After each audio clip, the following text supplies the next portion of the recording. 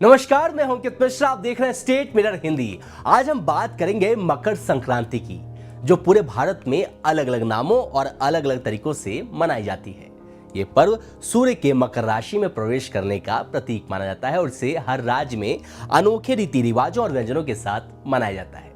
आइए इस त्योहार के बारे में अच्छे से जानते हैं और ये भी जान लेते हैं कि किस राज्य में किस नाम से जाना जाता है ये त्योहार। लेकिन पहले मकर संक्रांति के इतिहास के बारे में जान लेते हैं। मकर संक्रांति का उल्लेख प्राचीन ग्रंथों में मिलता है।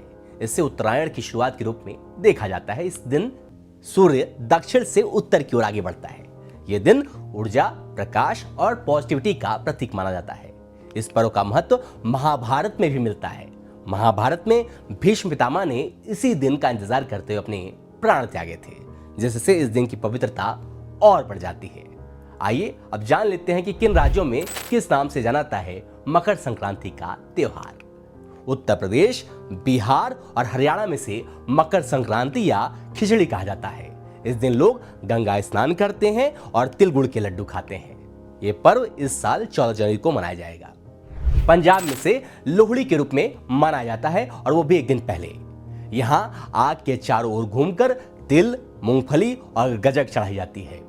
भांगड़ा और गिद्दा नृत्य इस पर्व की जान है।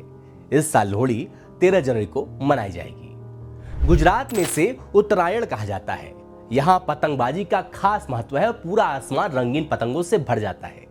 तिल और गुड़ के साथ गजक और ऊंधियूं इस दिन के प्रमुख व्यंजन हैं। ये पर्व इस साल 14 जनवरी को मनाया जाएगा।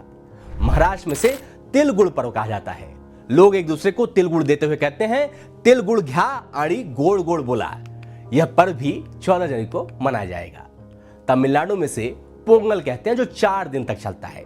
इस साल यह पर्व 14 जनवरी से शुरू होकर 17 जनवरी तक चलेगा। इस दौरान चावल, दूध और गुड़ से बना पोंगल तैयार किया जाएगा और इसे सूर्यदेव को अर्पित किया जाएगा। आंध्र प्रदेश और तेलंगाना में से संक्रांति के रूप में मनाया जाता है। यहाँ गोधन पूजा, मुर्गा लड़ाई और रंगोली बनाने की परंपरा है। पश्चिम बंगाल में से पौष क्रांति कहा जाता है। यहाँ पटाली गुड़, नारियल और चावल से बनी मिठाइयां खाई जाती हैं। गंगा सागर मेले का तो यहाँ पर विशेष महत्व है। असम में से भोगाली बिहू कहते हैं। ये फसल कटाई का पर्व होता है और यहाँ लोग पीठा, लड्डू और तरकारी पकाते हैं। भोगाली बिहू की रात को लोग आग के चारों ओर डांस करते हैं और गाना गाते हैं। ये पर्व 14 जनवरी को मनाया जाएगा। अब आइए जान लेते हैं कि मकर संक्रांति की कुछ खास व्यंजन क्या है।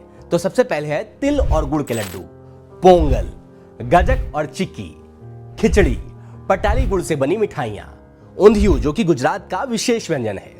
अब आइए जान लेते हैं कि मकर संक्रांति को मनाया कैसे जाता है। तो मकर संक्रांति पर गंगा स्नान, दान्य पुण्य और पूजा अर्चना की जाती है। पतंग उड़ाना, तिल गुड़ खाना और परिवार व दोस्तों के साथ समय बिताना इस पर्व की खासियत है। अब ये पर्व हमें संदेश क्या देता है, ये जानना बेहद जरूरी है। मकर संक्रांति हमें ये बताती है कि जीवन में अंधकार के बाद प्रकाश आता है। यह त्योहार हमें एकता, भाईचारे और प्रकृति के प्रति आभार व्यक्त करने की प्रेरणा देता है। तो आशा करते हैं कि आप सभी मकर संक्रांति मनाएं और हमारी स्टेट मेरे परिवार की तरफ से आप सभी को हैप्पी मकर संक्रांति।